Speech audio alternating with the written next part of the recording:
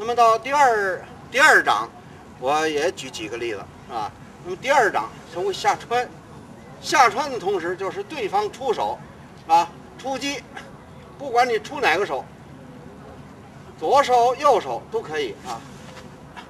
那么这个手就是你这个余击的向下点击啊，点击完了以后，上手下穿啊，你这儿穿啊，这是上打咽喉，下打阴，这为打击方法。摔法用下穿提膝啊，这是第二章啊。背部这一下，手一下穿来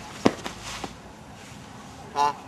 那么这个就是所谓说，就是说你这儿一穿下啊，你这个腿就是我们练的时候是要这样练稳，这样啊，这称为下穿。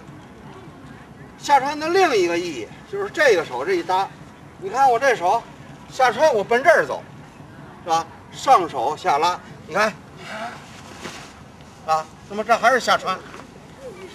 那么所以在这个应用的时候，就是注意一个手要下牵，并不是把它挡住就完了，你这个力一定要延续下边，是吧？